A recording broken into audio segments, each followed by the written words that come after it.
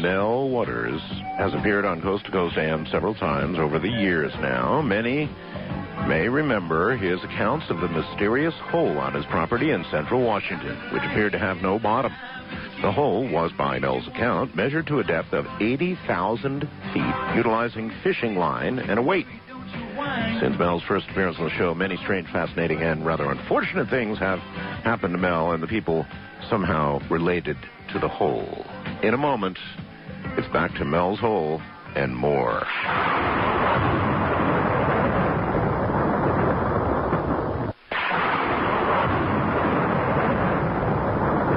And now, here he is from, I don't know where he is right now, Mel Waters. Mel, welcome to the program. I'm here in the Pacific Northwest. Somewhere in the Pacific Northwest. That'll do. First of all, it's great to hear from you, and I guess we heard from you, Mel, because, were you out somewhere when we did a rebroadcast of the original Mel's Hole thing? Yeah, I guess this was last week sometime, and I was coming back from Nevada, and it turned out I get a lot of rides from truckers. Uh-huh. You might find this interesting. I look a hell of a lot like Willie Nelson. Do you? I mean, people will come up to me, and particularly truckers, and say, "Do you know you look like Willie Nelson?" Well, no kidding. And then I tell them, no, I'm not Willie Nelson. I am Mel Waters. And they know who you are? Well, they know exactly who I am. And next thing you know, I've got 3 or 4 truckers standing around me, and we're talking. And well, how do you get them to believe you? I once was out I've got an RV, Mel. Yeah. And we talked to truckers on CB. That's real handy when you're on the road. And I encountered some truckers, my wife and I did, and we were running with them. You do that. You kind of run in a pack. And they wouldn't believe it was me. They said, your name is Art. You're from Brooklyn. Are you Art Bell? I said, yes, I'm Art Bell. They said, no, you're not. I haven't had any problem with it. It's interesting. I guess a lot of the truckers that are listening to you aren't seeing you on your website, or so I guess they have no mental picture of you at all. So I think. Well, I mean, even on the radio though, on CB, we were just talking to them on CB. Oh, so they heard your voice. Yeah, that's right. Oh, they would not believe it was me. Oh. They finally did, but it took about an hour. Anyway, Mel. So we're heading back, and we're near Portland, and he turns on the radio, and I'm on the air. At first. I didn't believe I was, this is a dream. We've been on the road too long, and no, it was me. And we were wrapping up the show there, and I decided, well, I'm heading back here. I had to see a doctor for a checkup here, and so I came up here, and I decided, what the heck, I'll bring the audience up to date here. I kind of left people dangling there at the end of. Yeah, I got a lot of, hey, I'm dangling here. What's the story on Mel's Hole? Now. To bring everybody just very quickly, the 101, you had a piece of property in Washington. Yeah, out near Ellensburg, Washington, the center of Washington State, up near the Manassas Ridge, which is sort of like the mountain range that runs along. Ellensburg is in the Kittitas Valley, and so you got a valley, you've got mountain ranges and ridges and so forth, and that's basically where the property is located out there. Tell them what happened. Go ahead, tell them what happened. What happened with the property? Well, yeah, I mean... Okay, we'll give you the nickel tour, as it were. Thank you, good. Okay. Basically, this was back in 97, so this was 5 years ago, almost. Yes. That I sent a fax to the show here, and basically I described what I had done about this hole and how I... lowered some fishing line into it because, quite frankly, for years and years and years and years and years, people were dumping stuff into the holes. I'm talking refrigerators. I'm talking dead animals. My favorite thing to toss in there was TV picture tubes. But no matter what we tossed in there, we never heard anything hit bottom. Let me stop you for just 1 second. Mel, do you have a Bible? Yes. Go get your Bible. I'll wait. I have the Bible right here, and I will... You have it that handy? Yes. Place your hand on it, Mel. It is right on the Bible. Do you swear to me, with your hand on that Bible, Mel, that what you are telling me and about to tell me is the whole truth, the absolute truth? Let us say the absolute truth. We'll say the absolute truth. Cute. I'm sorry about the whole truth thing. The absolute truth, with your hand on the Bible, so help you God. Yes. I do. All right. Then let us proceed. So you threw TV picture tubes down, but I mean, I remember cows going down and... Yeah, so some people threw dead cattle out there. I had a little Mexican fellow that used to throw literally truckloads of tires down there. And there was enough, the hole was big enough so that you could throw something down and you wouldn't hear it cascading off the side as it went down. It was 9 feet across, and it had a retaining wall around the top of it, and the stone went down a bit, but as far as I can tell, as far as I could see... No splash, no crash, no bang, nothing. No, and it seemed to be, and it didn't look like it tapered. It looked, from everything that I could see. It looked as wide as far as you could see. It was a hole. Yeah. Oh, I don't know. Maybe it's further than I could see it tapered. I had no idea. But I figure if something tapered, eventually tapers down to nothing, and things start collecting. Well, 9 feet in diameter, that's a big hole. That's a good-sized hole. That's 3 yards across. That's more than the average human being is standing up. So you had something across the hole, right? Yeah, we put some corrugated metal and stuff on top of it, kind of to secure it. By the way, had you fenced the hole in? Was there any protection? Was there a sign up that said... Beware of the hole? No. Yeah, beware the hole. Oh, that's, I think, would fall under the category of attractive nuisance. You start warning people, and that gets people enticed. So. But how about protecting people? I mean... Oh, well, again, that's what the corrugated metal on top was for. It was secured on there pretty good, so you can, you couldn't open this up without basically busting the mechanism open. And so you began lowering fishing line into the hole from this centerpiece, right? Yeah. First, I used to do a lot of shark fishing, so I had a couple of big fishing poles with a lot of line on them. And what I was curious about is to find out if there was any water down there. What the heck? So I lowered a big reel full of line into it, and had a roll of lifesavers on the bottom. The roll of lifesavers was simply because if it hit water, the lifesavers would dissolve. Absolutely. They would melt. Sure. It's an old fisherman's trick. So that's what I did. I lowered down. I emptied this reel. I assume there's about 500 yards of line on this particular reel there. Right. I did that with another reel, so I connected them up there, and I get down to about 3,000 feet, and same result. And then finally, I get kind of nuts about the whole thing there, so I went and bought basically monofilament in wholesale quantities. It's the kind of stuff that they fill the fishermen's reels with down at the sporting goods stores. You see, they have monster reels. Giant. So, basically I started lowering this stuff down there on a 1 pound lead weight into the hole. By the way, did you have any help, or were you doing this all by yourself? Well,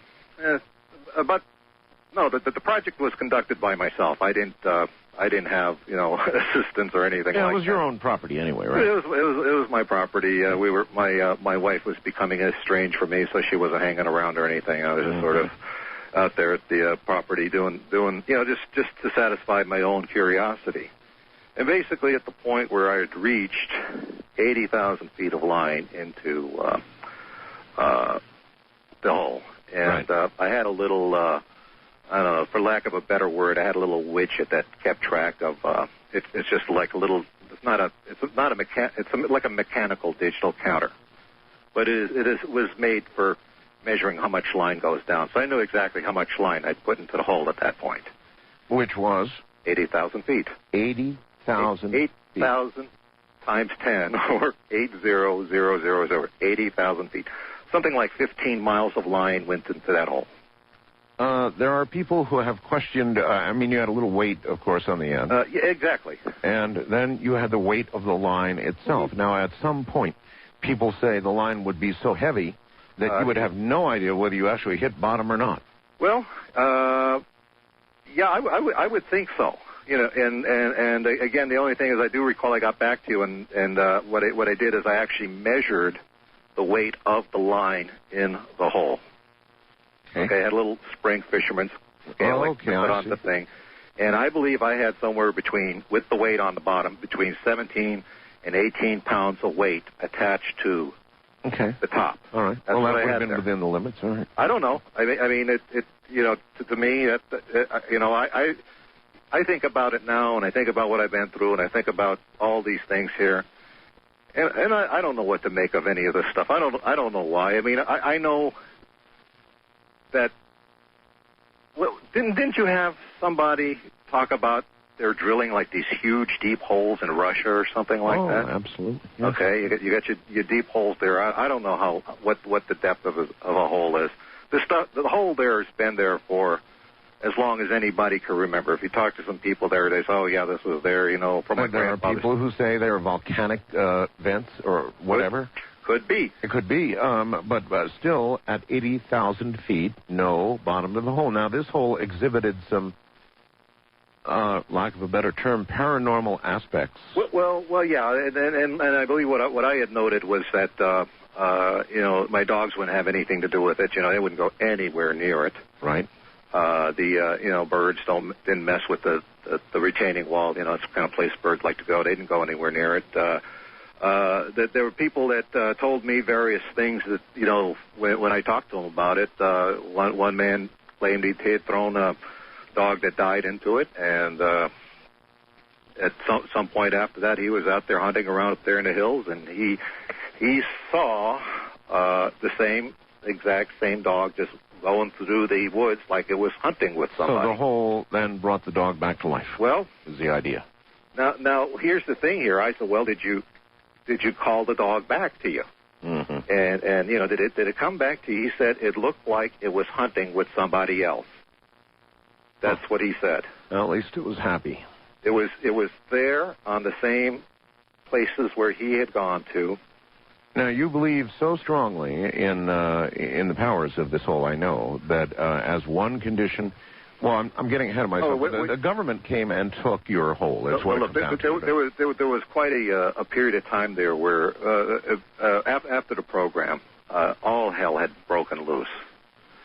And I was going back to the hole. I actually wasn't living when I had talked to you originally. I was not living on the property. We had just had a really major snowstorm, like 2 feet of snow in 24 hours, and most of my trailer buildings and stuff were all caved in on the property. So it was a real mess out there. Anyway, I'd taken an apartment in town, and so it was the next day or whatever. I go back there, and I'm driving up to my property, and even before I get anywhere near the property, I'm met by basically uniformed people who are telling me that there was a plane crash on my property, that they have to investigate and clear the accident, and that I'm not to, they will let me know when I can come back. Now, bear in mind, everybody, this was immediately after our broadcast. Yeah. This is almost... Nobody knew about the hole until the broadcast. Immediately after the broadcast, next day he goes back and they're giving him this plane crash trash. And I said, I'm no dummy. I'm looking around. I don't see any smoke. I don't smell any smoke. And I didn't see any evidence of what would be a plane crash. So I'm pretty much believing they're handing me a bill of goods. Right. And, I said, look, this is my property. I want to get onto it. Mm. And basically there were some threats made against me that... I was being told that it would be fairly easy for people to find a drug lab on my property there. I'm basically a man who deals in herbs and Native American herbal medicine. So they're saying, like, back off, buddy, or we got you.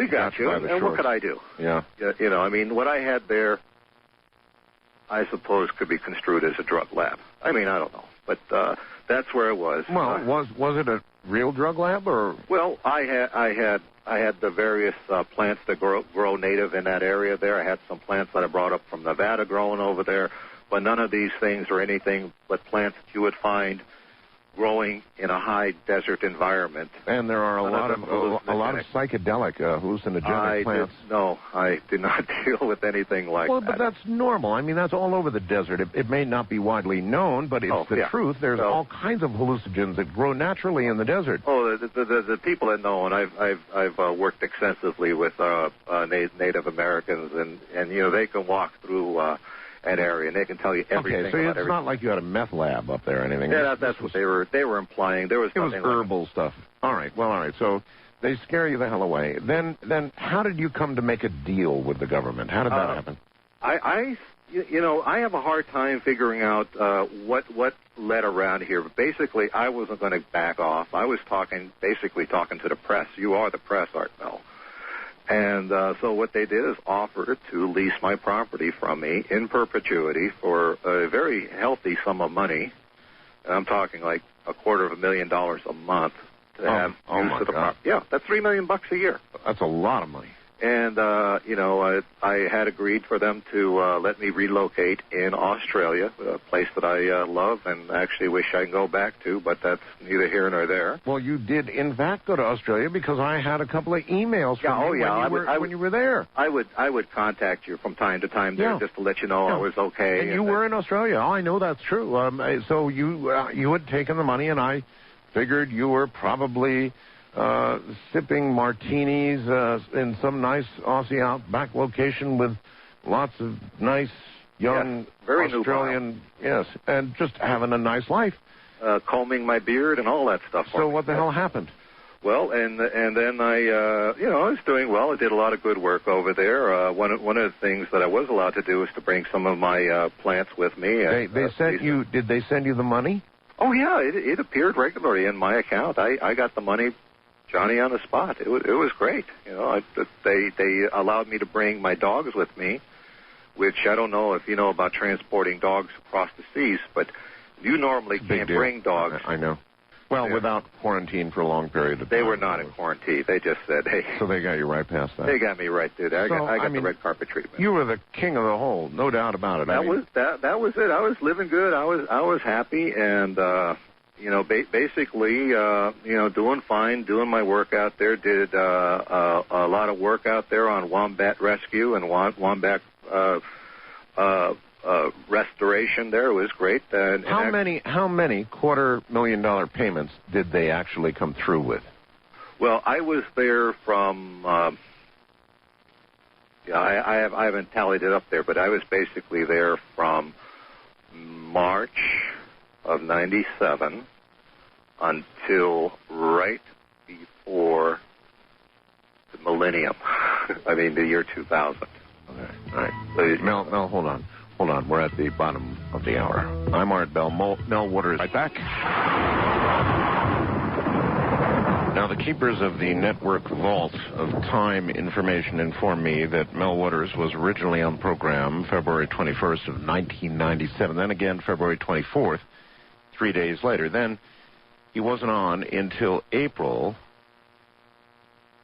of 2000. That would have been when he came back to the U.S.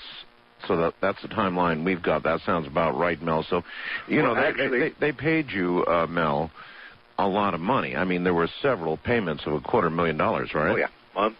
Just nice as every month. It was what the hell happened to all the money? Well, I'll tell you what happened, and I had come back in December.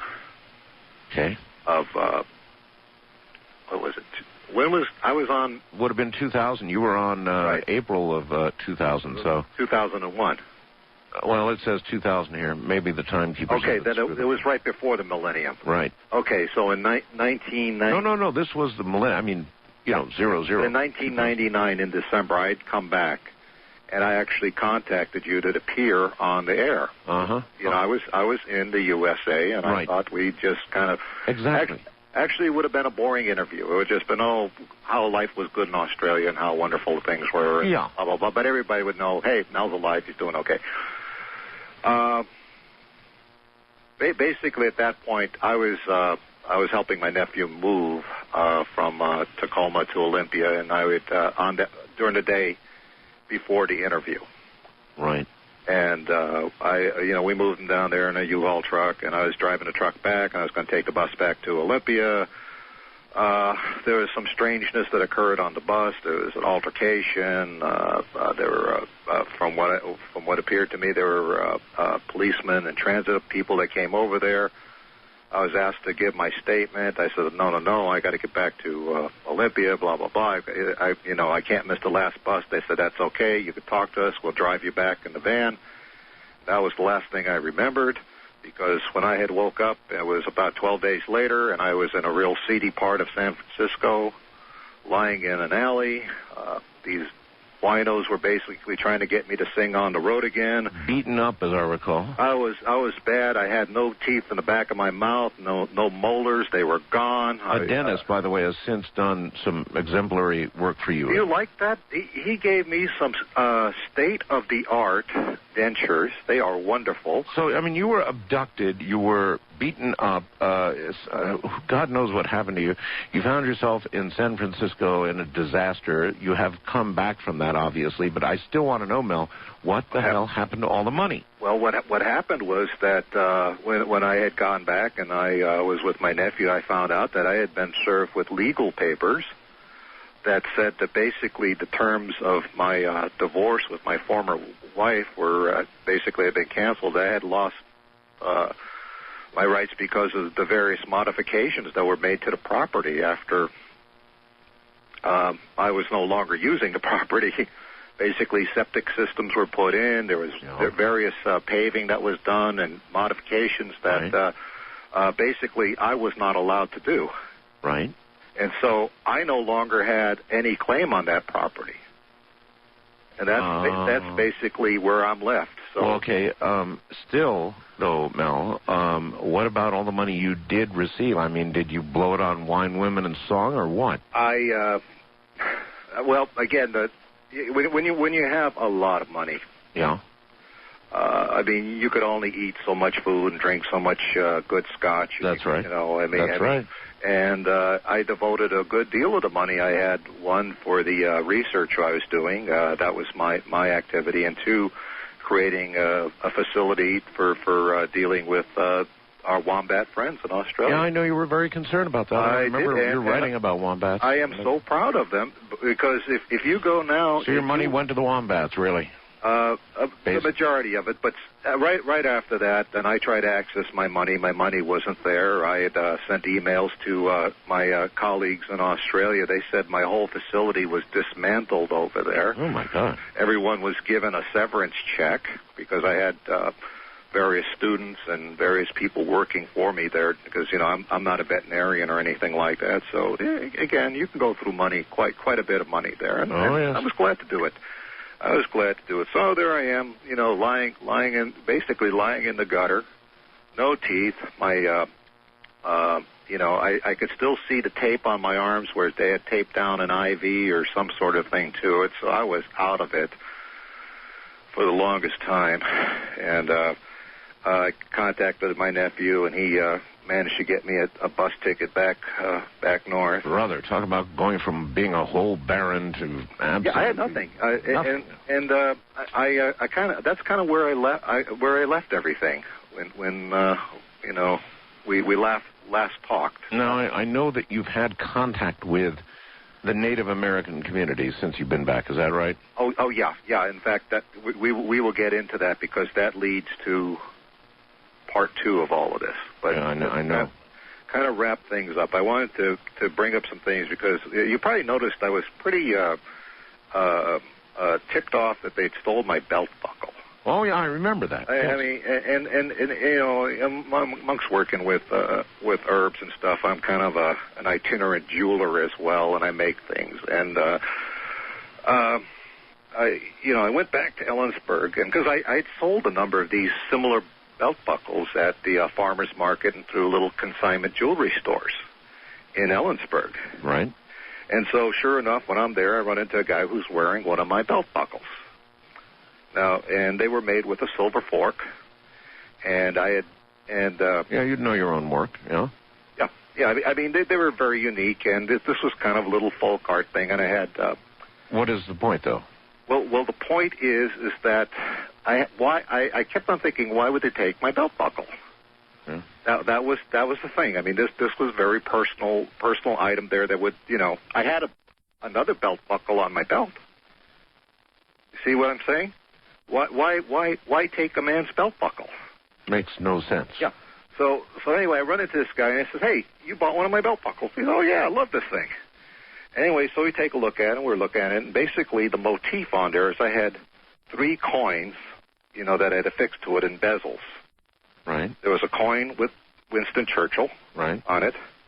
There was a coin with Joseph Stalin, and there was a coin, dime, with Franklin Roosevelt. Rather distinctive, yes. Well, this was folk art representing the great conference that they had. Gotcha. You know. So we're looking at the coins there, and we're noticing there it is a 1943 Roosevelt dime. Yeah. Franklin Roosevelt was still alive in 1943. That's a good point. In 19... You're sure? Yes, absolutely sure. Absolutely sure. It was a 1943 dime. Well, that just makes no sense whatsoever. I found on my property, I'd cleared a land, I found that Nazi sort of gun there. It was a P-38 that I gave to the landlord as a deposit. I recall, yes. And we dig up all kinds of things, bits of metal and stuff like that. Well, I found one time I was digging around there and just rooting around, I found one of these red Chinese Lucky Money envelopes, the kind the Chinese give it to each other on New Year's? Yes. And it had 10 of these dimes in it. So I got 10 dimes, I'm making, these belt buckles. I put one in each one there. So we're examining this dime here with this fellow in Ellensburg, and it struck us at the same time. I mean, when I told you 1943 Roosevelt dime, you thought, okay, well, it couldn't exist. We had a dime that there's no way it could exist. Right. But it looked just like your normal dime, but from 1943. And the only other thing that was kind of peculiar about it was that it had a B as in baby mint mark on it. Now, we have S for San Francisco, P for Philadelphia, D for Denver. Correct. But I have no record anywhere of a B as in baby. Or Boston. Boston. Could be Boston. I don't know what it was, but I know of no B mint mark on a dime.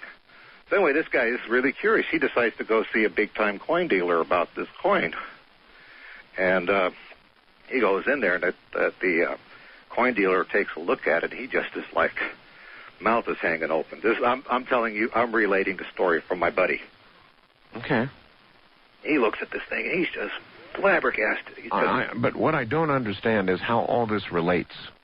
Well, it ties into why my belt buckle was taken. Oh. Because it had the same coin on there. Oh. No. Are you fairly sure it was not the same belt buckle? I had made a series of 10 of them. I made 10 a coin. I had 10 of those same coins. I understand. So now, was this the same belt buckle? No, it was one that he must have bought. Okay. Okay. All right. Would you have any way of knowing if it was the same one? No. They were very. They were all custom made, so each one was a little bit different. Gotcha. Okay. And I would know for a fact it was not the one I wore every day of my life. All right. But he took it to a coin dealer, and the coin dealer was just amazed. He had he couldn't even begin to grasp what he was holding in front of him. He started telling him, I don't know, this could be a prototype. Well, nothing explains it. I mean, time travel, what would explain... But something created before Roosevelt would have even died. When they created that dime, they went to, they sped up the process to get a Roosevelt dime after he died. But there's nothing that explains it. The guy offered him a huge amount of money, the coin dealer. Here, I'm going to write you a very substantial check. You give me the dime.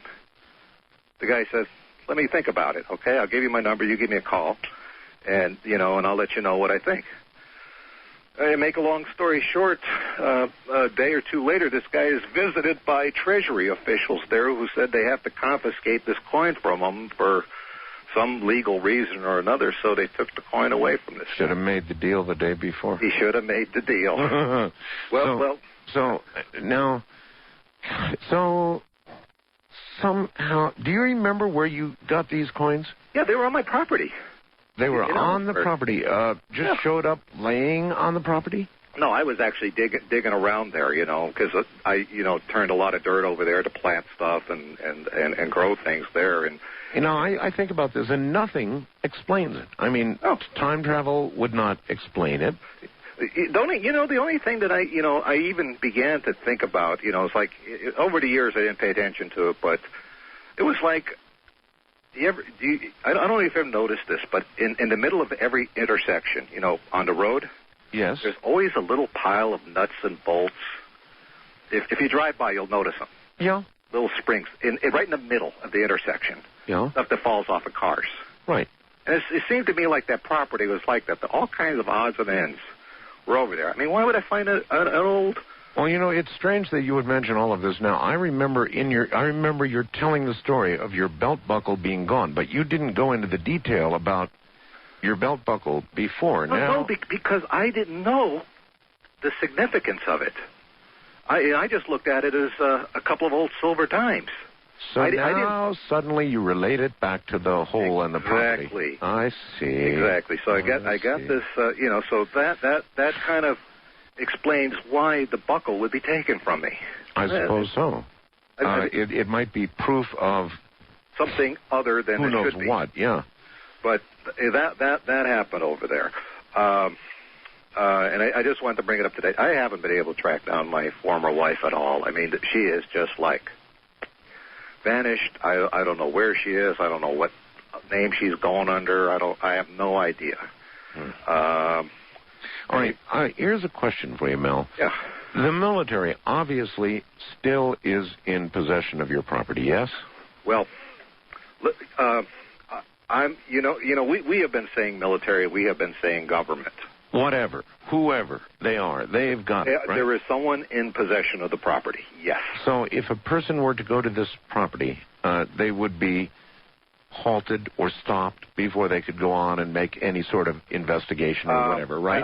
I'm going to assume a number of things, since I have not actually gone anywhere within 5 miles of the property since then, that there's a chain link fence around it. There's probably a sign that says, agricultural research, do not enter, or something like that. That's what I'm going to assume. Okay. Okay? I'm also going to assume that what it looked like when I owned it or had it in my possession, it doesn't look like it now. I will also clue everybody into one thing. Art, are you familiar with the Terra server? Yes, that's... The satellite imagery? Yes, you can get satellite imagery of almost any spot on Earth. Okay, you go to the Terra server. Yes. And you go see the pictures where my property is in the Monastash. All right, well, why don't you tell us how to do that? In other words, what specific photograph are we looking at? There should be a number or something. Well, yeah, I don't have that handy, but if you found Ellensburg... Yes. And you zoomed out, so the picture got smaller. Right. You will see where my property is, and it's very easy to see where it is. And in how would we identify it? Because it has been expunged. What do you mean? Those pictures do not appear on the satellite server, the ones taken in June of 2000. Well, instead, where your property ought to be, what do we see? 2 white squares. Are you serious? Absolutely. You go to Terra server. That's provided by Microsoft. I'm not going to give any URLs. No, a lot of people know how to do it. And look up Ellensburg. Right. Zoom out. Right. So you get and then you will see over where the Monastash Ridge is. Yes. My property blanked out. Actually, quite a bit. There's quite a few. Wow. So that is, you don't have to go by what I say. Oh, no. Listen, you can look at it yourself. Trust me when I tell you. One of my listeners, within the hour, I can guarantee we'll find the exact photograph you're talking about, if it exists. Yep. Send me the URL and or send Keith the URL, and we'll get it up and take a look. And you're claiming... It's not there. But it has been expunged. Well, expunge away they might, but that still would identify the exact location. Well, it still covers a lot of ground there. But where it is, and I assumed that because this picture was taken in 2000... Okay, I believe it was in June or something of 2000. Right. That there's been a lot of differences made in that area. And none of these... See, you get a really good picture on the Terra server. Oh, well, yeah, pretty good. You could basically see a car on the road with the Terra server. Yeah. That's from the satellite. So, I mean, you would see a hole. You would see outbuildings. All right, let's direct people again. Let's say it again. So listeners who want to go to Terra server right now and help us out, tell them where to go again. Look up Ellensburg, Washington. Then? And then you just zoom out on the town until you see the the white squares where my property would have been. And that would be exactly... On the Monastash Ridge. All right, there's a good piece of evidence we can go hunting for. Just go there, but whoever controls the satellite and releasing it to the terror server people, decided not to let them have these pictures. Oh, isn't that something? Okay. So I mean, every listener can do this. I mean, you know, I've had, you know, people want to go out there, and the only thing I tell them is don't go there. I mean, I don't know what's going to happen to you. I don't know what people will do to you. Going to be nothing but grief of one sort or another. I mean, it's these guys to go to Area 51. You know that people have made treks to find Mel's Hole. I right now, I tell you, look, you know, it's there. Don't go there. You don't have to go there. It's there. But don't go there on my account. I don't want to be responsible for anybody. Anyway, so that was some, you know, that's kind of like, you know, bringing this into focus here. Okay. It brings us certainly up to date. Yes. And yeah, I had a couple of other interesting things. These things are kind of loose ends, but they're not loose ends. All right, you're going to have to hold on because we're at the top of the hour, and then we're going to shortly get to the next hole. Mel has a new. All right, we've got one Terra server image, which is says it's covering an area about 5 miles southwest of Ellensburg, Washington. Does that sound right? That's about the neck of the woods we're talking about. Well, in this neck of the woods, there's one great big white blotted out area where I presume were I to be able to see it, and it does look like a very interesting area, actually. Oh, yeah. There would be Mel's Hole somewhere there, huh?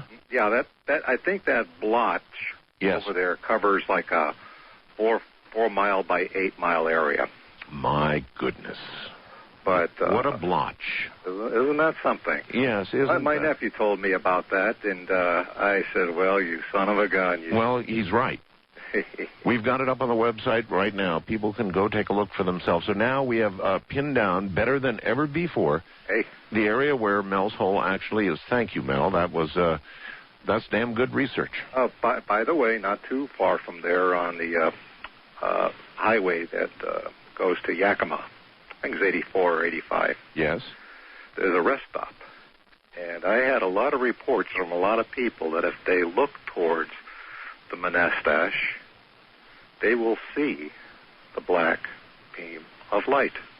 They have seen it. I have had truckers, I've had people in town say, that's where I was. I was looking towards it, and I saw the flash of black light. Well, now, maybe my audience is not aware, but a television crew went up to Ellensburg after we did the last program and researched this. And I'll be doggone, they didn't find the hole, but they did find near the area where you were talking about a lot of military boot prints and all kinds of information that would indicate the military, in fact, had been there or was there. Oh, they would have probably seen a lot of yellow gear tread marks in the ground. Yep. You name it, it was there. But my nephew coughed that little piece of information up for me, and I thought I'd pass that along to our listeners. Well, wait till people get a load of this. And they can ask, why is it that pretty innocuous? I mean, from you know, all intents and purposes, there's not a military base right there. Well, who knows? Well, I mean, you know what I'm saying. Not an obvious one.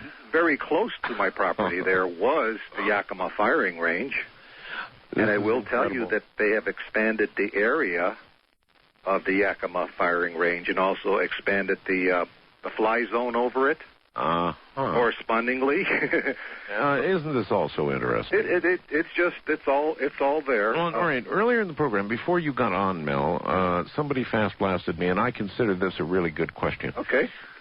It is, what are the odds of any single one person finding two apparently bottomless or endless holes in one lifetime? The odds against that have got to be gazillions to one. But then Oh yeah, in fact, so you can't even consider odds, you know. That's right. So outlandish. And oh, by the way, one other thing before we even get to that, Richard Hoagland called at the top of the hour and said, you know what, Art, you're right. Normal time travel could not explain what he just talked about, but there is one thing that could, and that is a parallel universe. That is to say, a universe in which similar things occurred, but with very different outcomes. And a lot of our best scientific minds now, Mel, are saying that, indeed, that could very well be the case. There could be a universe in which the Nazis won the war.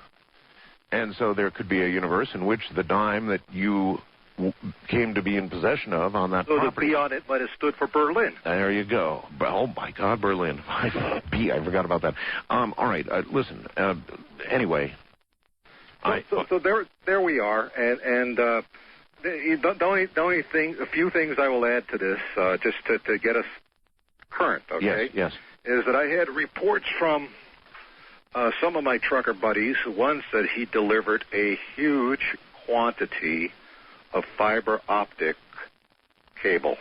Really? To a warehouse in Ellensburg.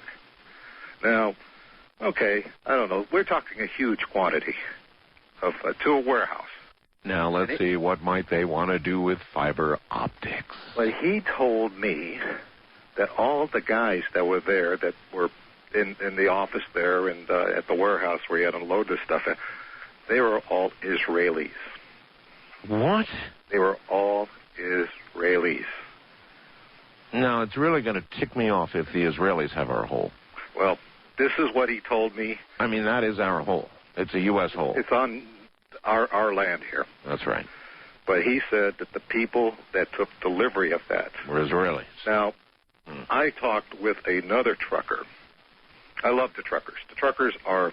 I can tell. I love them. They're good guys, I know. Oh, they're the best in the world. They are. They actually are. Delivered, apparently, to the same warehouse, a number of crated instruments, large crated instruments from Lawrence Livermore Laboratory.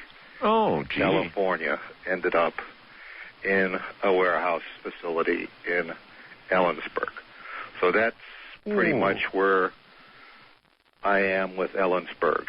I told you about the coin. I told you about the deliveries. Yes. Pretty much up to date. Now it suddenly brings the whole belt buckle thing down in San Fran into focus. My God, that's incredible, Mel. That's incredible.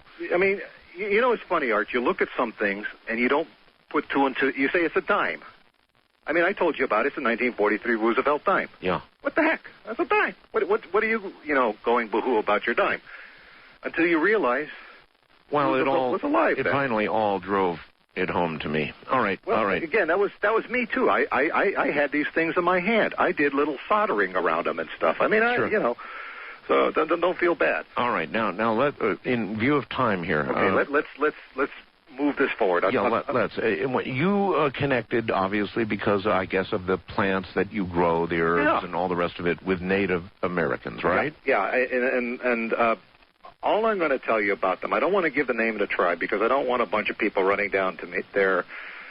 These are very poor people. As you know, a lot of the Indians on the reservation are very poor people. Now, this is in Nevada, right? In Nevada. Okay.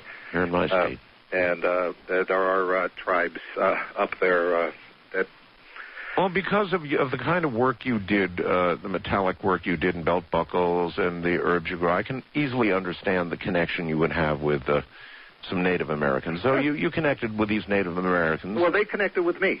They actually contacted me through email. Oh. And said, look, would you be interested in coming down and discussing with us, what you're doing, the research that you're doing, and, talk about, I have believe me, Art, I have no commercial interest in this at all, but they do. Okay, that's fine. Okay? Fine. There's not going to be a patented bottle of Mel's magic elixir here, okay? Okay, fine. This is their thing. But we swapped notes, we talked around a lot, and there are some specific... they knew who you were because of my program and of the show coverage, and okay. So I went down there, and this was in early September of last year. Oh, okay. So this was actually before 9/11. Right. Okay, but shortly before that. Early September. I was pretty much incommunicado basically during that whole time, and strangely enough, so a lot of this stuff is news to me. All right.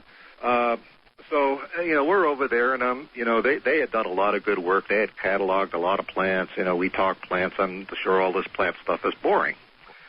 And I asked them if they knew and I told them, I said the plants that seemed to work the best were the plants that I had been growing on my property, and I described to them which ones they were. And this was the hole near Washington, right? Yeah, okay, yeah. And so obviously you unraveled the story of the hole to them. Well, they were aware. They were all right. Too. All right. And so I says, can you, in your gathering and in your research and your studies, have you found this specific variety? And I said, because this was the variety that grew by the property. And that's where I ended up at the second hole, is because they took me directly to, not for the hole in particular. Well, then it's obvious to me that they knew your reputation. Right. They knew the whole story of the hole, and the real motivation for inviting you down there, aside from the herbs and the rest of it, was that they had a hole of their own. Well, the hole itself, and we're going to get into the hole, I guess, deeply, for lack of a better term, but... now you're guilty. I'm sorry, Art. But basically, the hole is not on their property. Okay. I mean, basically, their connection, to get from the reservation or where the Indians are to the hole is they know where it is. But you're telling me this hole is in my state? In the state of Nevada. In the state of, oh, my God. Mm-hmm. Okay. And if you looked at the picture of where the monastery is in Washington, and right. try to find similar pictures in Nevada, you probably find it there too. We have very similar looking terrain. It really is. That's why I love. I love the high desert. That's my kind of land. So I'm up there, and this land is used by members of the Basque, BASQUE community. All right. The Basque are interesting people, and they basically came out to your state and a couple of other states, basically for raising sheep, of all things. Okay. And so they are shepherds, and so I am introduced to what is now the second hole. All right. Tell me about this. I mean, they took you to it. They took me there. I did not go all the way up to the hole, but there was conversations between the Native Americans and the Basque and blah, blah, blah, and they basically agreed that, everything was as it should be, that I wasn't, from CNN or the FBI or the CIA or whatever. Right. And so I went there, and I got to see the hole. Now, all right. What's there? What it is that if you walking up to it, and first of all, this is in a fairly pristine area, okay? So there's no real signs of civilization around there. There's no roads leading into it. There's no telephone wires, nothing like that. I mean, we're talking pristine area. Right. No signs of, except for their habitation, no signs of habitation. Gotcha.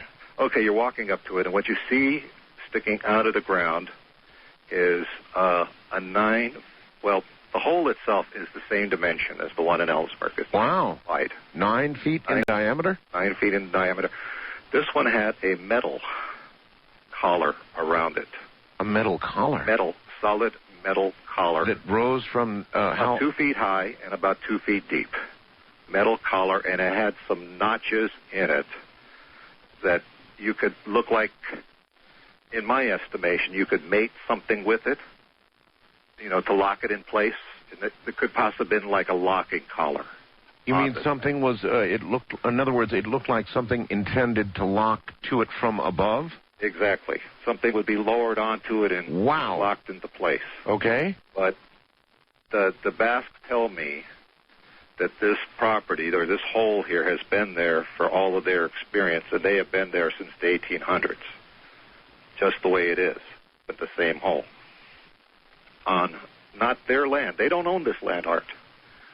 This is probably U.S. government land. Well, the majority of land here in Nevada is BLM. Well, exactly. Bureau of Land Management. It's not, they don't own it. They use the land. They graze sheep, blah, blah, blah, that sort of thing. And how long have they known of this hole? Do you know?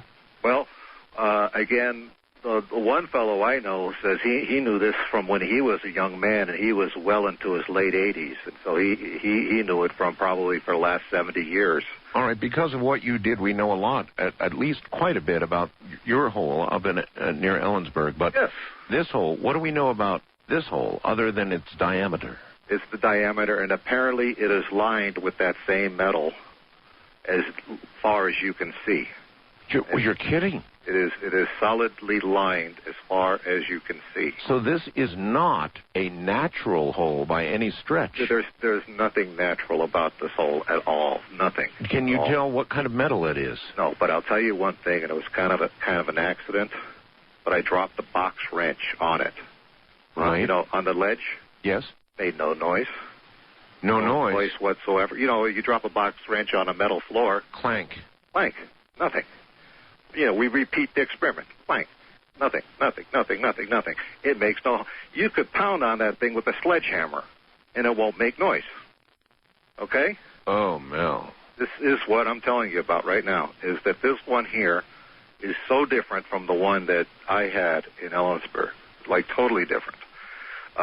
Mostly because of this metal around it. But well, when you touch the metal, does it feel metallic? Is it cold as metal would? Oh, this wow.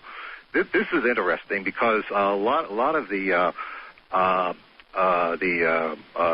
fellows that are there, and there was 5 of us that, you know, towards the end of it, and it started with 2 and we ended up with 5. But what they say, when they're up there, even in the wintertime, they can like put their tent and sleeping bag right up against it, keep them nice and warm. Warm? Yes. It keeps them nice and warm, but it is not hot. You know, it's not like, you know, like a fire hot. But the metal itself over there radiates. I don't even know how to describe it there. In other words, if you touch it with your hand, is it hot, or does it just produce radiant heat that? There is heat around it, but it itself is not hot. How does that sound? Oh, this is really weird, Mel. So they are, you know, that's what, you know, that's the thing there, and so we have this you know, hole in there, and again, from my understanding, they have known about that hole up there. It's it has been known since the 1800s. It has been known exactly the way it is. I can tell you that some of the people that I talked with towards the end of everything on my way back said it was a spiritual site for them up there. I asked the native... Spiritual site. All right, hold it right there, Mel. Good cliffhanger point, so to speak. Sorry about that. Mel Waters to thus far detect. More in a moment. Coming up on Thursday, by the way, I've got Jan Lambert here, who's an advocate of the hollow earth theory. And that may in some way relate to what we're talking about tonight. I have no idea. We'll find out. In the meantime, Mel, so you've got this metal around the hole, about, you said, 1 foot or 2 high. 2 feet high, 2 feet wide. And 2 feet wide. And the hole is 9 feet in diameter. And as far as you can see, the metal continues down. This is no geographic hole. This is no volcano vent. Or if it is, it's been modified by somebody. Well, if it's been modified, I'm going to say long before the technology that we know of today. To do it. Mm-hmm. And it looks like there was something that should be latching to this hole from above. I'm going to call the thing on top of collar, okay? And that's we'll call it the collar, all right. And it looked like there's notches in it, and it looked like you could lock something into place or line something up in it. Gotcha. It didn't move. I mean, the whole thing was solid. It's solid metal. But there are places where there are notches in it, and something is meant to orient, in my opinion. All right. What did the Basques or the Native Americans tell you about what they knew of the depth of this hole? In other words, I'm sure they've thrown things into it or have experimented with trying to find out how deep it is or something, right? Well, actually, they didn't do anything with lowering line it or anything to it, but they did relate to me the same phenomenons as that I had described. One, the fear of animals going by it. Their dogs won't do it. Nothing. They have nothing to do with it there. They too have spoken of the black beam. They've spoken of that. What do you mean black beam? From time to time, black beam. This is a contradiction, but a black beam of light, okay, comes from the hole. It lasts for a very short time, but it just goes directly up into the sky.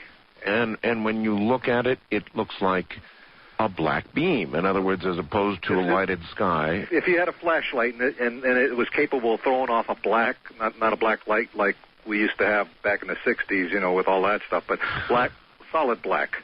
Yeah, gotcha. That's what. There's no way to describe it. There's no. I am one of the few people that I've had other people tell me about it. I have never personally witnessed the black beam. You did perform some experiments on this hole, didn't you? Okay, let me talk about the first one, and I'm not a scientist. I'm kind of a researcher. But the first thing that we did is we had a whole bunch of Safeway or 7-Eleven bags of ice. The kind that you buy. And we had a couple bags of that. So we had put one in a bucket on the surface, and we lowered another bucket of ice into the hole, 1,500 feet. 1,500 feet? Yeah, we had access to a nice winch and about that much. We only had 1,500 feet of line, and that's what we... What was the idea of lowering ice into it? Well, first of all, my curiosity is that I wanted to know, was it hot or cold down there? Okay. So we basically waited for the ice to melt about halfway on the surface, and we would hoist up the... I see. So your ice, you had test ice on the surface. Yeah. To see how that was melting. I got you. Of, your garden variety convenience store ice, right. That you buy anywhere, and nothing magic about it or anything like that. Right.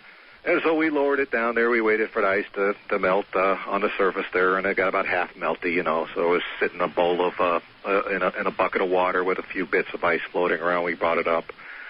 And the ice in the bucket did not melt. It didn't melt? It was not melted.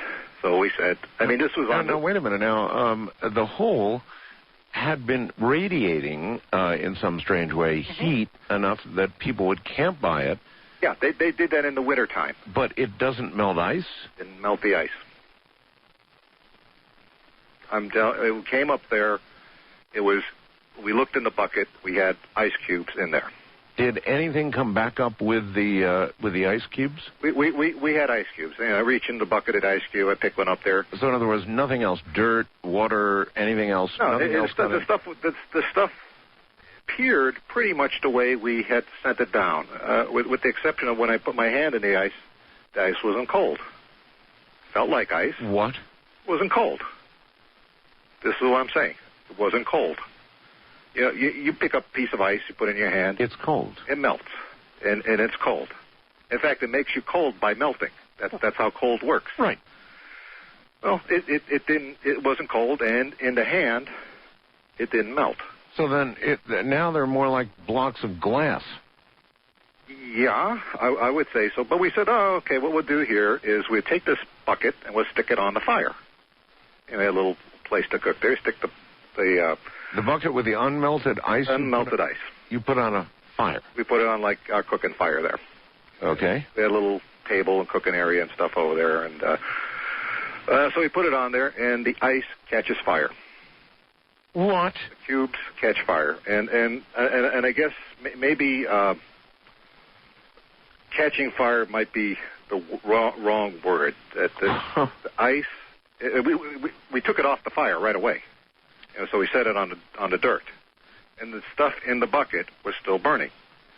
And again, burning might not be the right thing. It was giving off heat. Was there flame? It was not so much a flame as a kind of have you ever used a gas stove? Sure. Okay. It was like the barest turning a gas stove on. It was glowing like that last flicker before you turn it off completely. That's what it was like around all the cubes. And you could knock the cubes around and separate them, and each one of them, would exhibit the same properties. Holy smokes. I will tell you that this bucket, well, some of the bucket there is still sitting there, as far as I know today, still doing what it was doing the day we put it into the ground and brought it up.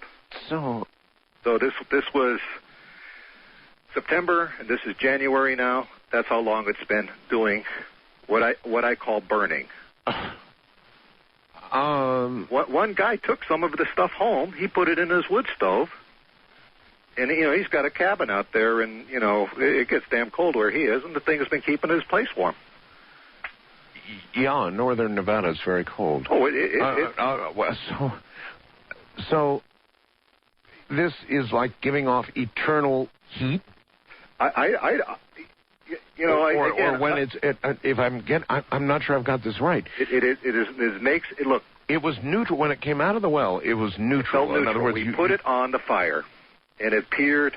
Again, my terminology. This is very bad because it acted like a fuel. It will look like, if I understand combustion, it was like it was doing combustion in a different way than we would attribute combustion to, mixing air with fuel and creating heat and flame. It was doing kind of the same thing, is what I'd like to say. And it's been burning like that since, again, burning is the wrong word, but that's all I got for it. I don't know how to describe this process since early September. And again, a guy he took about a coffee can's worth of this stuff and took it home and put it in his wood stove in his cabin. No wood in there. Yes. And the thing has been going since then.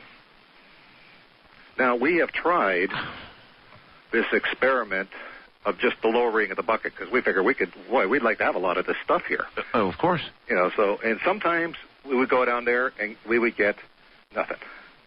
Sometimes we would get melted.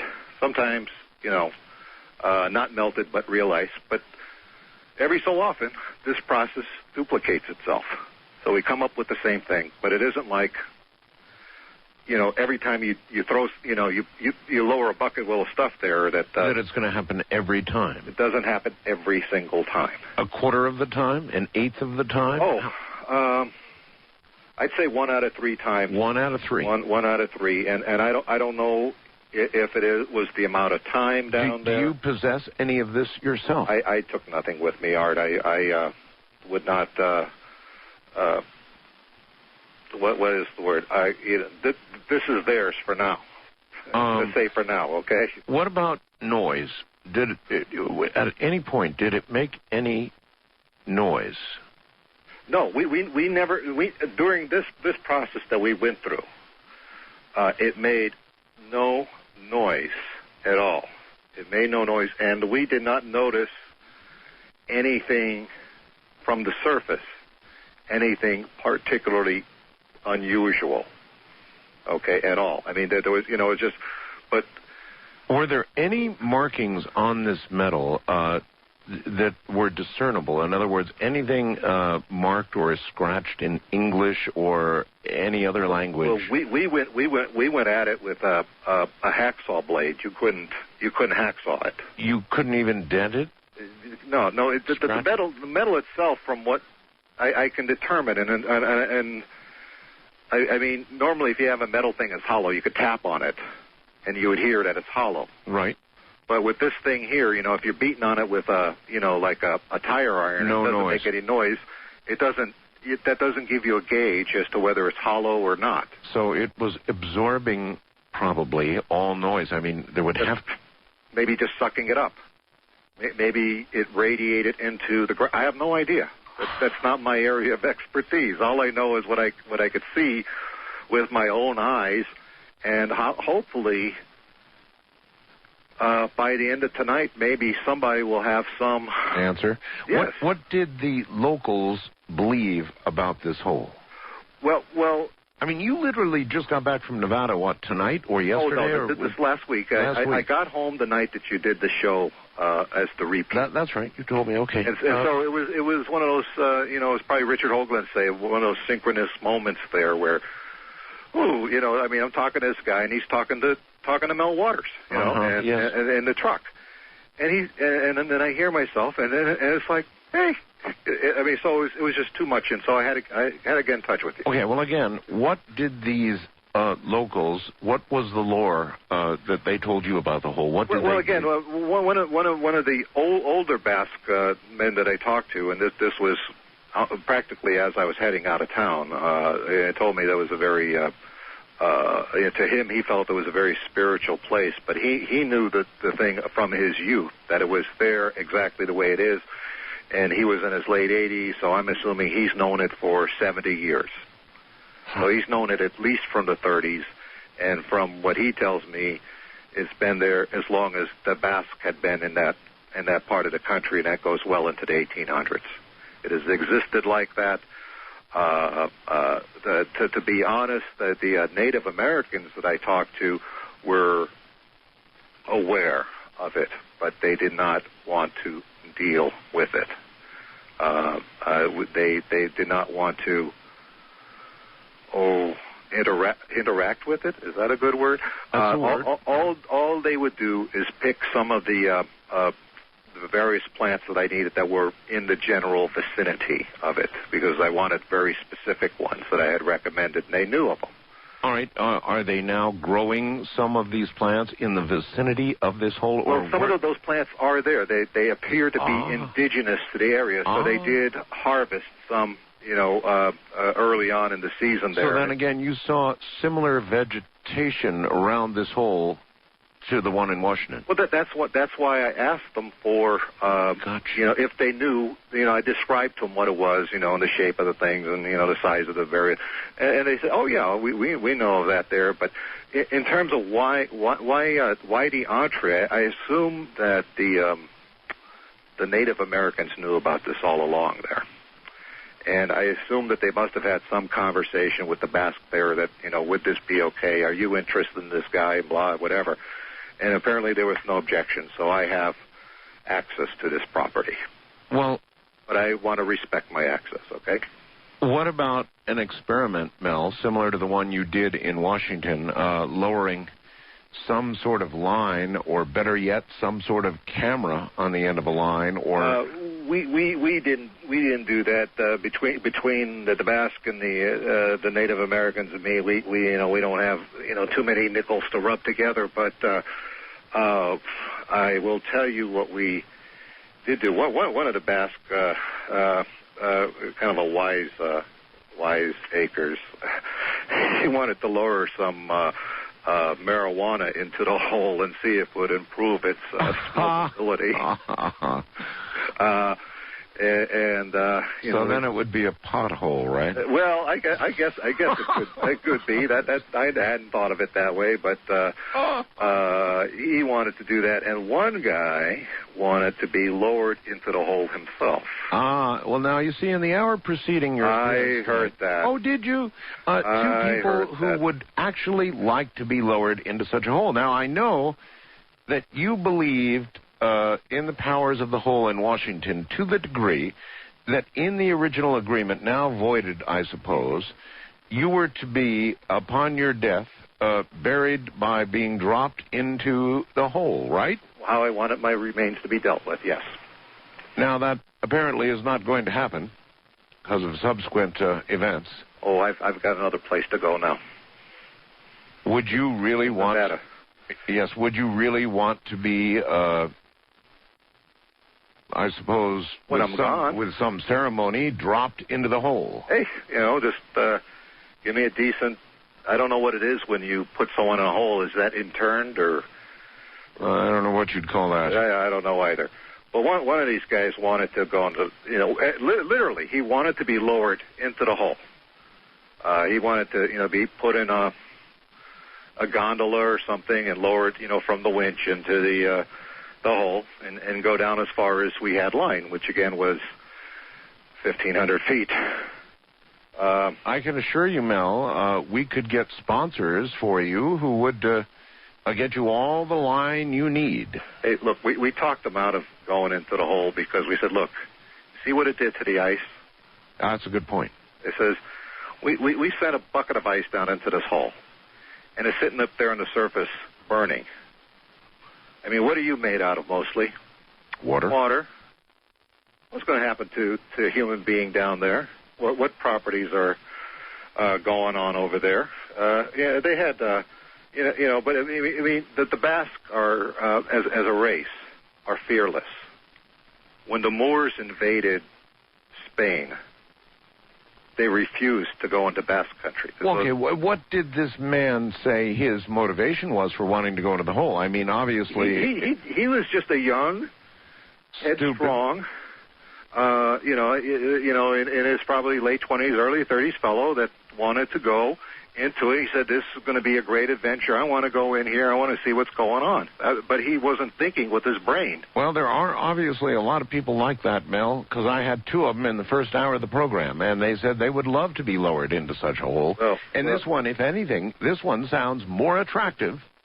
Well, we determined to do, and I'm ashamed to admit it, is that we decided to lower a sheep. Really? To the hole. Really? A living sheep. You did? Into the hole. We had a crate, the sheep could fit into that we could attach the cables to. And we're going to take the sheep, stick them in the crate, and then lower them down, to the 1,500-foot level, because that's all we had. Like the ice. Yeah, that's all we had. We had enough line basically to go that far, and it was stout enough to handle. I'm not no sheep guy, but I could pick up a sheep, so it must weigh about 120, 150 pounds. Yeah. Well, so I guess about the size of a small human, wouldn't you say? I would, 150 pounds, you said? For sheep. Yeah, I would say that's about size. I'm no sheep expert, but, if I had to say how much does that sheep look like a weigh, about 150, 125 pounds. Anyway, are you telling me you did this? I'm telling you that we, first... All right, I'll tell you what. Don't say a word.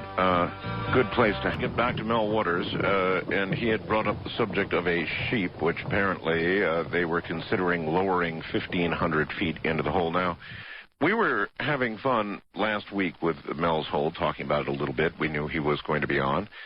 And somebody said, well, why not toss a cat down Mel's hole and see what happens? Now, of course, I'm a cat lover, and so this is not cruelty, because nobody is seriously suggesting tossing a cat down Mel's hole, but some very creative person with a sound blaster and some talent and a little manipulation created what it would sound like if a cat were to be tossed into Mel's hole. It's meant, obviously, as pure comedy. This is not actually a cat being tossed into Mel's hole, but here is the way he represented it would sound.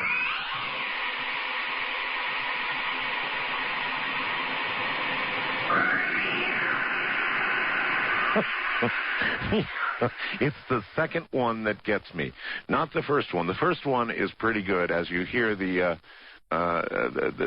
sort of the echo of the cat disappearing down the hole. It's the second little one. There he goes. That was what somebody thought it would sound like, Mel. Oh, my goodness. Anyway, you decided that you would lower a sheep 1,500 feet down as low as the ice had gone into the hole. Well, we had decided that we were going to take the sheep and put them in a crate and lower them into the hole. We led the sheep to the hole, and it just started freaking out. I mean, we didn't make... Like every other animal. Yeah, but I mean, it was like totally...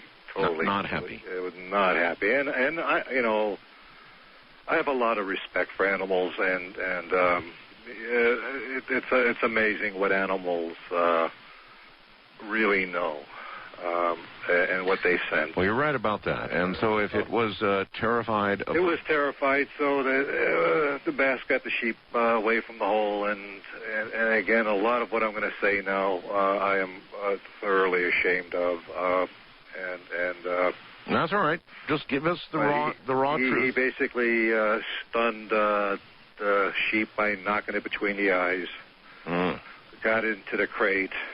Got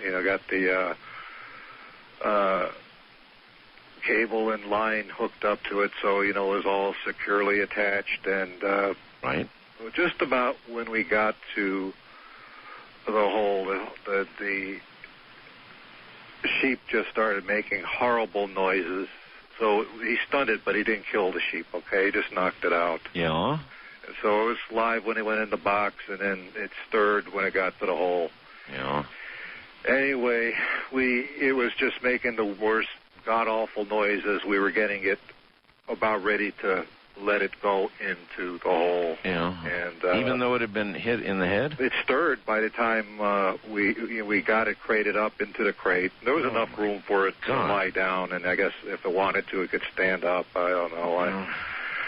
Again, this is not pleasant to talk about, but we take the sheep, and it's screaming and just the most piercing, horrible, ghastly noises coming out of this crate until we get it right over where we're going to let it into the hole, and then everything just stops, dead silent.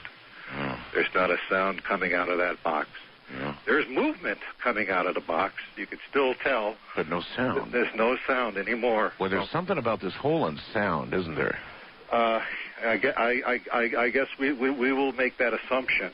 And so we started winching this sheep down into the hole, and you can feel from the line as we're lowering it, the thing is struggling, fighting. I don't know if it's screaming down there, but we're not hearing this thing screaming. And I think we got about halfway down into the hole, and it was about to say 700 feet, and then the any movement that might have been coming from the crate, we couldn't feel it anymore.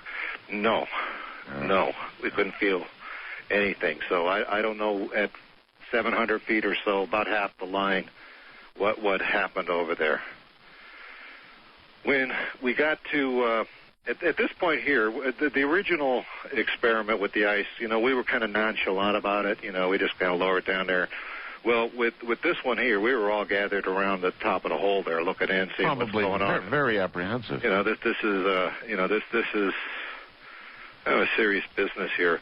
And when we hit the bottom, we felt up there. We felt like a vibration on the collar at a point in time when it was down there, and it's kind of hard to describe. Well, what do you mean when you hit the bottom? When we hit the bottom of the rope, the cable line assembly that we had. You mean when it was all the way played out? Yeah, when we got there, we felt, and it vibrated, or it felt like a vibration, and sort of like a staticky electricity type kind of feeling. Does that make sense? Yes. That we could feel up there. Yeah. And so we got it down to 1,500 feet, and we left it there for about a half an hour. And then we decided to bring it back up. Right, sure. So we're hoisting this thing up here, cranking away, getting this thing up on there, and it's kind of a job. So we finally get up to the surface, and we got the box out of there, and the one thing we notice is there isn't any movement in the box. Okay, no, there's no box. We get the box there, and but the box from the outside looked pretty normal. It didn't look like some weird transformation had occurred or anything. Right. Oh, I wanted to describe to you how we're going to tell you about the ice that came up that didn't melt. Right. What it felt like. You get a lot of electronic equipment, and you get those do not eat packets. Oh, yes. The desiccant. Yes. You ever take the desiccant out of the packet? No, never. Oh. Well, if you take it out there and you feel the desiccant between your fingers, that's kind of what it felt like. That's the best thing I could describe it at. I had that sort of... You try it someday, and all right. You'll... I've always just thrown those away. Oh, well, you don't eat them, obviously. No. Okay, so I just struck me there that I'm trying to describe this thing in the detail that I can, and so I just led back to the desiccant. But we open up the crate, and the sheep is dead. It looks like a sheep. Okay, it looks like a normal sheep over there, and it's dead. It's dead. There's no sign of life. You poke at it. There's nothing going on with this sheep here. He's dead. well, I'm saying here, but that's a generic he. And I don't know from sheep, okay? You can show me a sheep, I can't tell what it is. Gotcha. Me either. Okay. But we take it out of the box, and one of the Basque lays it on the table that we have over there, and he is going to dissect the sheep. Oh. Now, on the outside, the sheep look just fine. You know, that the hair, you know, that the wool, whatever a sheep has, looks fine. Look like we said that the sheep look like how he looked when we sent him into the hole. Minus a bump on the head, yeah. Well, yeah. Well, and he stirred from that. But he started cutting into the sheep, and it looked like the sheep had been cooked. It was the flesh was hot underneath. You know, when he started cutting through the sheep here, it looked like the sheep had been cooked. Oh my! Now these Basque guys, they're pretty good at butchering a sheep there, and they know their way around a sheep, and so they pretty much can butcher and they know what to expect when you open up a sheep. Right. You know, so. You know, we got the sheep on this table that we, you know, eat that, and you know, this guy is cutting the sheep open here, and he gets it so he can look inside and see the internal organs, like he's going to eviscerate the sheep. Right. Except they're not what we expected. What do you mean? It looks like there was gel in the cavity there, and something that looked like this huge tumor. And almost taking up the entire length of the body cavity. Oh, Mel. I mean, it's pretty hideous. Oh God. I'm getting kind of sick. I get kind of sick thinking about this thing too. But I was getting kind of sick when I was there, so I wasn't as close to all of this as I would want to be if I was a scientific observer. But there's this huge tumor taking up most of where the internal organs would be, so forth, the heart, the lungs, whatever parts a sheep comes with, they weren't there. And what are these Basque guys who are doing this saying at this point? Well, you know, some of them are muttering plenty of expletives over here. Uh-huh. And you know, they're freaked out there. And I remember saying, "See, I told you didn't want to go into that hole." You know, I mean, that's right. And the two guys who volunteered my first hour are probably rethinking it right now, too. Well, if they want to collect on some life insurance, fine, go for it. But, that's what one of them said, yeah. Anyway, so we got this gel, and guy's good with a knife here, and he kind of is able to get the tumor out of this thing here. Yeah? And I say it's about as big as the sheep's cavity, I don't know, 2 feet long. In other words, the tumor was almost taking up the entire inside of the... Oh, ugh. Okay, so you got this tumor, and we could see that the tumor had some movement to it. What? Yes, it had movement to it, and I'm going to describe it like a heart beating. Oh. There's not a beating of a heart, just like a pulsing from this tumor. A pulsing tumor. Oh, okay. My God, Mel. So we get to the point where we got this tumor out there, and he's working on trying to cut it open. It's like really a tough thing to cut into, but he was finally able to get into it. Yeah. And boy, I'm going to tell you here, he opens it up there, and inside this tumor is what it appeared to be a fetal seal. Like a fetal what? Seal, like a pinniped, a thing that lives in the ocean that balances balls on his nose. Yes. It's about 18 inches long. You know, it's got the flippers on it, and it looks like a little seal. Oh, you know, it looks just like your basically your little seal, except it had what, and I don't know, I don't want people to freak out, but it had what looked to me like human eyes. Like a human being. I mean, you know what like cat eyes look like? Oh yeah. You know what dog eyes look like? Oh yeah. I don't know what seal eyes look like, but I know what human eyes look like. Sure you do. And this thing looks like it had human eyes. And the thing was alive, but it was connected to the tumor, like with this umbilical cord. Holy mackerel, Mel. And we could see the seal moving his eyes, and I'm calling it a seal, okay, but I have no idea what the heck this thing is, okay? I'm calling it a seal. But it's opening its eyes, it's closing it, the flippers are moving, it's still connected to its tumor there. And then I noticed that it seemed to be studying us. It seemed to be looking at us. That was the feeling I got. It seemed to be regarding us while we were looking at it. And so that's the feeling I got off of this seal. And then this thing separated from the tumor without our assistance. Because we thought, well, maybe we'll cut this thing free. Right there on the table. It's right there, and it moved about a little on the table. Yeah. You know, so we're all standing back at that point because this thing is loose. You know, I'd be way back.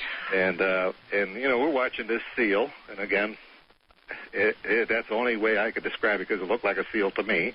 You and I. And then I felt, well, I just felt I was in the presence of something extraordinary, something beyond extraordinary, something like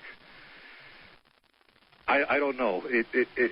I'm not a religious man, but it felt in that category of having a religious thing there. This was just such a stunning thing to witness. Well, something that far from our understanding would appear to be magic or religion or whatever you want to call it, I'm sure. Yeah, so what God's name happened to this thing? Well, we left it there, and it began to, you know, it just kind of looked at us there, and, you know, one of the Basques suggested we kill it, you know, and, you know, just kind of club it, and unfortunately, and, but, you know... Is that what they did?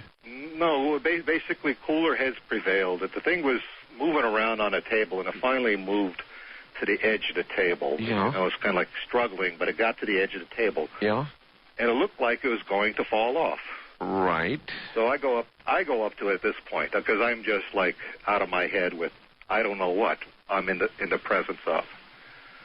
And it looked directly at me when I got up to it, and it seemed, you know, it seemed to have a contact with me.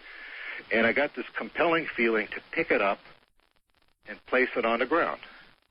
And I did that. I took this thing and I put it on the ground by the table. Yeah.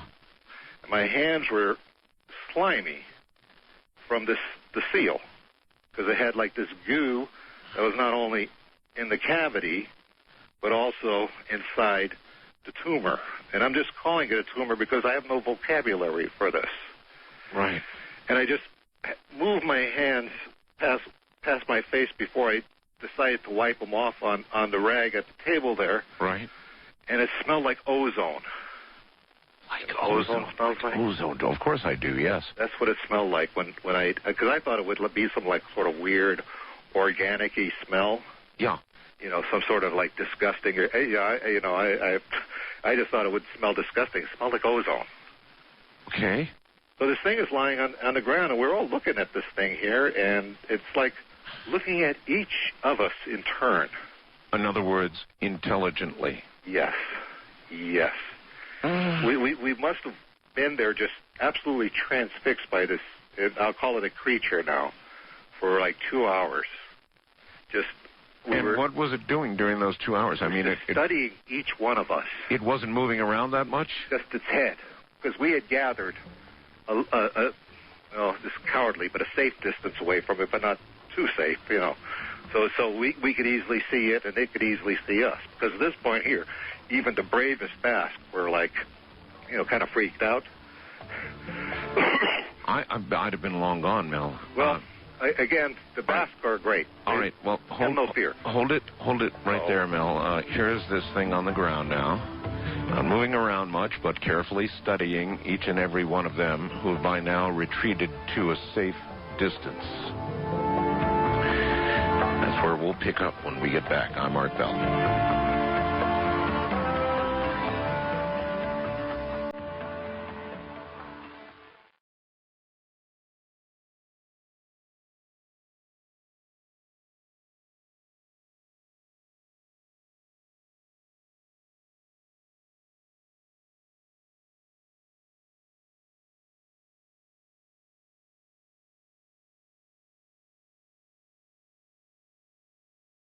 Art Bell in the Kingdom of Nye. From west of the Rockies at 1-800-618-8255. East of the Rockies, 1-800-825-5033. First-time callers may reach Art at 1-775-727-1222.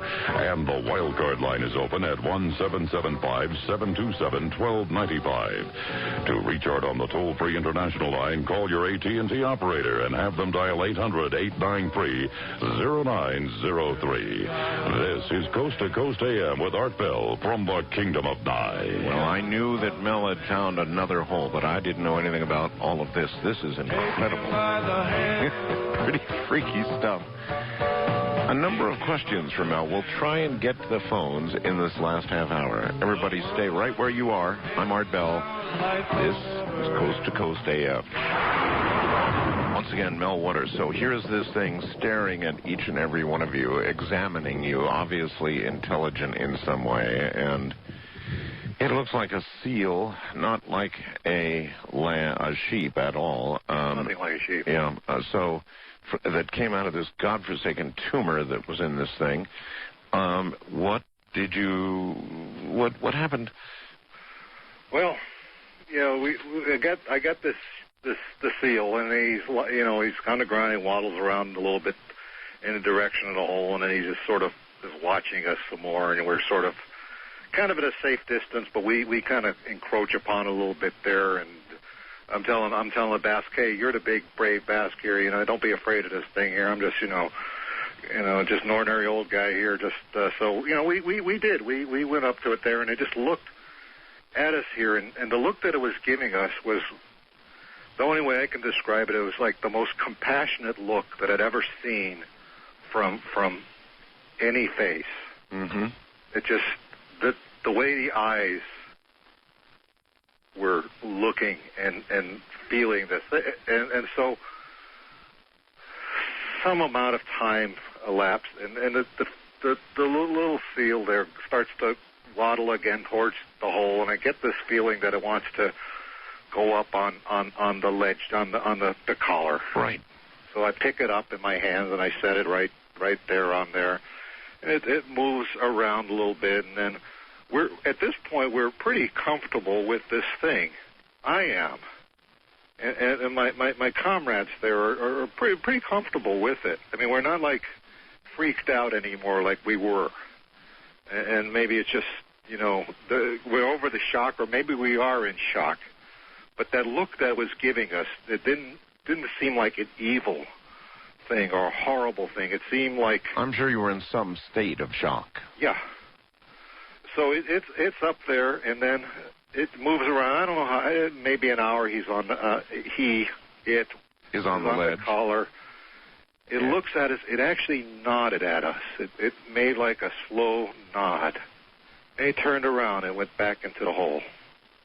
At this point, we were close to it, so we watched him go all the way down as far as we could see, and we didn't have high-powered lights or anything, so no sound, nothing like that. It into the hole, and that was it. Into the hole, and so we were all just moved, just drained. I'm drained telling you this, Art, because it is such an enormous thing to go through. You realize it sounds like an unbelievable tale from Alien or something. I mean, it sounds... Well, I don't know what it sounds like.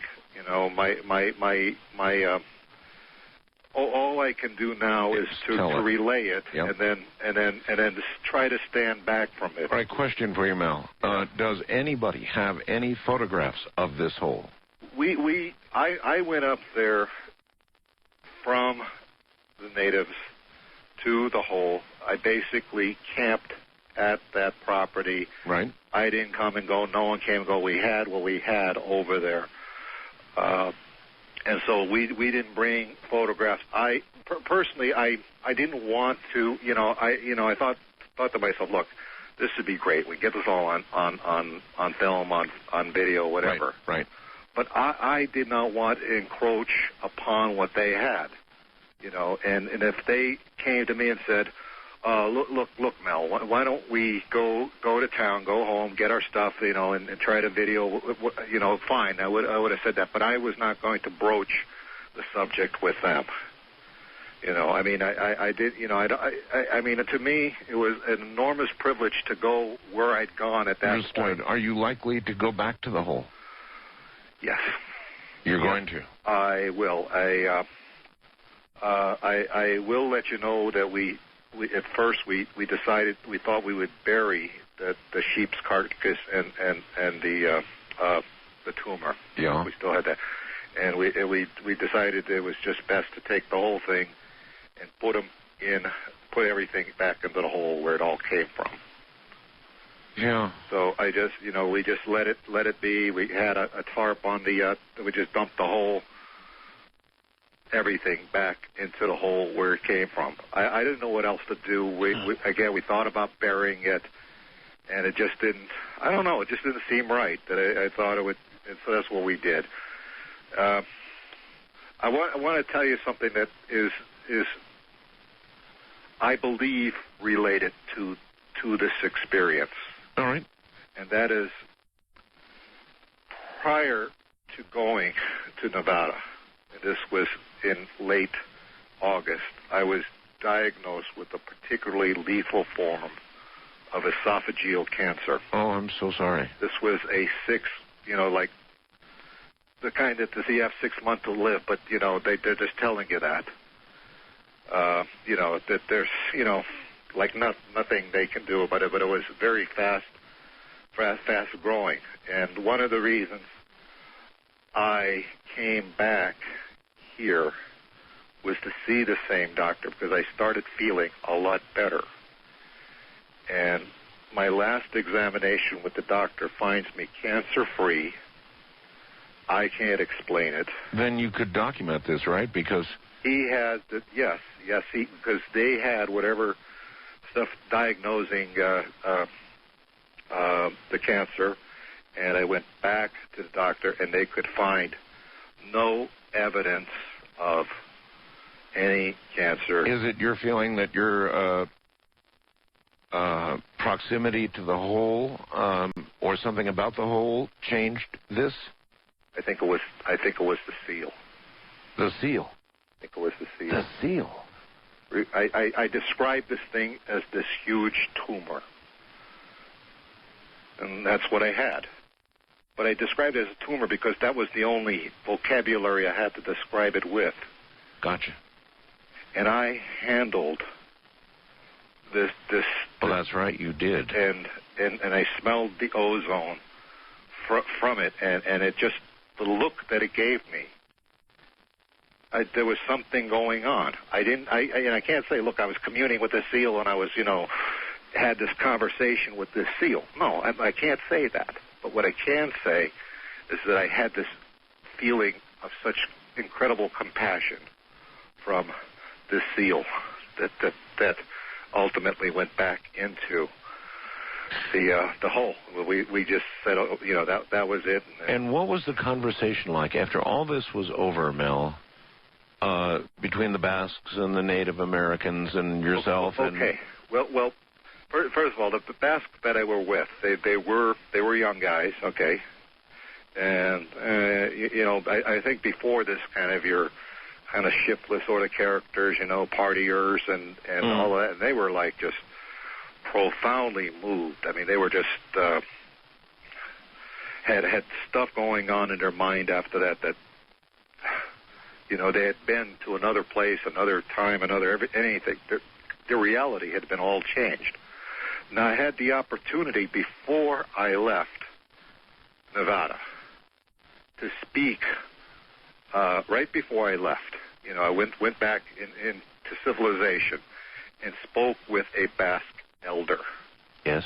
And this was the elderly fellow that I was referring to that told me some of the history of that he was in there, he remembered it from being a young man, and he described it to me and all of this stuff here.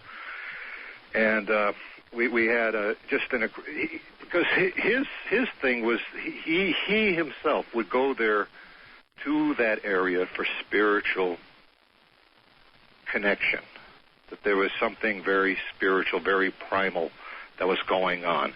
He was a tough guy to talk to in some ways because he was more schooled in Basque than he was in English, but he got English out enough for me to understand. And so we talked actually at great length about the meaning of this. We did have some of the Native American people that I was work with at that particular thing. This is kind of like a party sort of atmosphere out there. You know, we were drinking what they like to drink, and and eating the good Basque food and all of that. And it was a good experience there to kind of decompress from all of this. And so, but he could not relate to me any experience like what we had, except he knew. He almost expected what it was that I was telling him. He just totally, firmly, completely believed what it was that I was telling him. There was no surprise to him at all in this thing here. I got this really old Basque guy there, and he's just taking all this in stride and nodding, and Yeah. So he knows there's something enormous of great enormity there, and my goal is to go back. I have agreed to work with the people I was working with the herbs and live amongst them and spend some time with the tribal members and some time with the Basque and spend it. And are you going to do anything else with the hole itself? With the one in Nevada? Yes.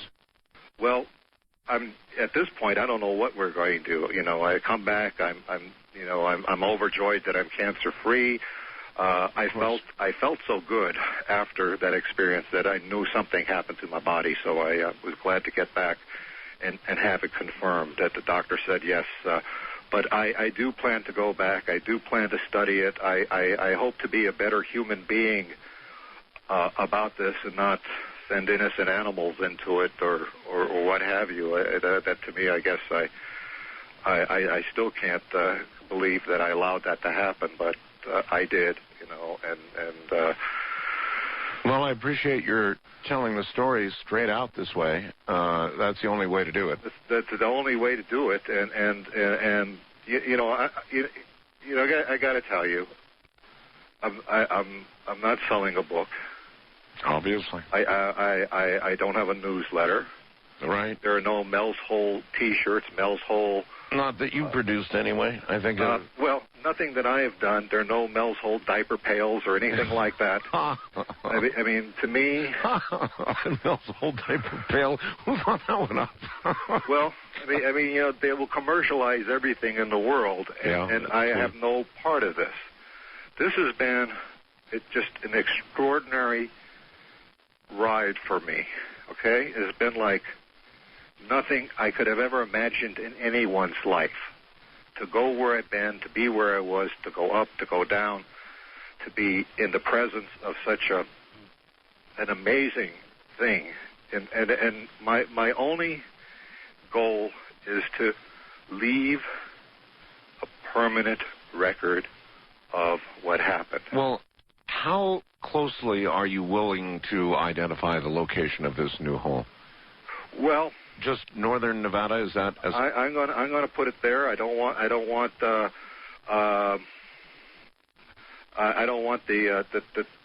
tribal people up there to be overwhelmed by people, rushing out of Reno to get up there and right, which they would, and doing all of that.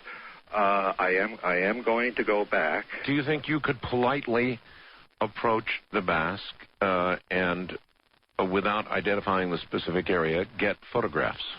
If I feel comfortable, I will do that.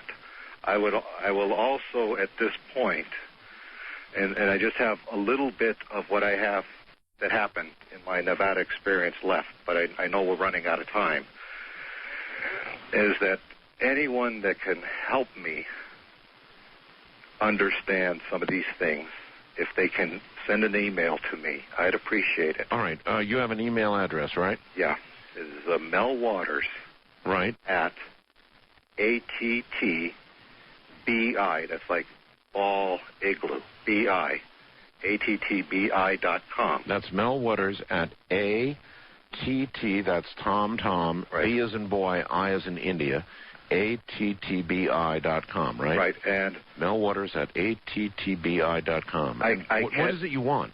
I cannot promise, like a whole, like to maintain a dialogue with people, but well, what do you want? There are other people out there that have had any type of understanding of this that can make some sense to me, that knows what's going on. I'm going to listen with fascination to your program on the Hollow Earth business. Yes. Because that's something I don't know about, but I sure like to know. Well, there may be a relationship, obviously. And so that I'm going to look at. But I mean, what do you want in email? Do you want some support? Do you want? Yes. You're going to get media contacts. What I really want is the people that have good, serious opinions about this, that understand some of this. That I described a lot of things that occurred. I don't understand any of them. I only described them. Going back to what I started with, talking about Ellensburg and bringing it up to today.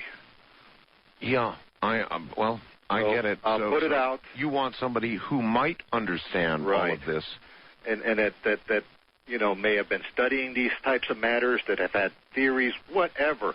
That's good. But I'm going to be away from civilization for a good part of time, so it's going to be difficult, because I'm going to be going back probably mid-February, mid-March, somewhere in that timeline, and then I'm going to go up there for a period of time. I'll probably give you another contact when I get back to some sort of civilization, probably from Nevada, but I probably will get in touch with you again. Okay. By all means, Mel, please try and see if they will allow you, without identifying the area, just to get some kind you just want like a photo? Some kind of photographic evidence, okay. Yeah. Now, I'm going to be afraid that people are going to be scouring that terror server now that I get that out there. Well, they probably will. I want to bring the final thing, because we were talking about the Basque elder that I was talking to. And it was a very profound experience for me to talk with him. And though he was not that much older than me, I felt that he was a great deal older than me. Wiser. Beyond that. So I know I can respect that. But we were sitting, there and talking well into the night, drinking a good Basque drink that they like to drink and all that good stuff. Yes. And he got tired and he was going to retire for the night. And he took my hand, to clasp it. And in my hand, he put something in my hand when he was leaving. Yes. And he closed my hand. Yes. And he just told me, put that away. So he said, put that away. So I just, put it in my pocket and sat around talking with his family. And someone said, aren't you going to look at what, the great-grandfather gave you? Uh-huh. And I said, oh, okay. And so I take it out of my pocket, and it's a 1943 Roosevelt dime. They told me he had found a similar packet of Roosevelt dimes. Oh, my God. Up there in Nevada, Chinese red envelope. And they said, and I said to him, you know how valuable this thing is? I said, you know what this would sell at a coin auction? They said, no, you have to have it. You need to have this. Do you have it now? I have it. It's in my hand as we speak. How about a photograph of that, Mel? If I can scan a 1943 dime, yeah, you will have it. Or you get somebody who's got a really good quality digital camera, go to the macro setting and take a very close photograph of it. Close up. But can you do that? I will do everything I can to do that. You know my email address, right? Yes, we can do that. And but that's what he left me with. And he said to me that it was very, very, very important. Or they told me, because they finished the rest of it. Told me this is something I had to have. Now, I hadn't told them anything. In fact, outside the fellow in Ellensburg, no one else knew about the dimes and the red envelope. But he found one out there, and he had it for years. I think he had it since the 40s, to be honest with you, late 1943. Mel, all I can tell you is we are out of time. This was one hell of a story. I'm drenched. I can tell. I can hear it in your voice. Mel, thank you for being here tonight. Thanks for catching us up on what was and what is. Oh, my gosh. Okay. Take care, my friend, and I really mean take care. I will. Good night. Good night, Art.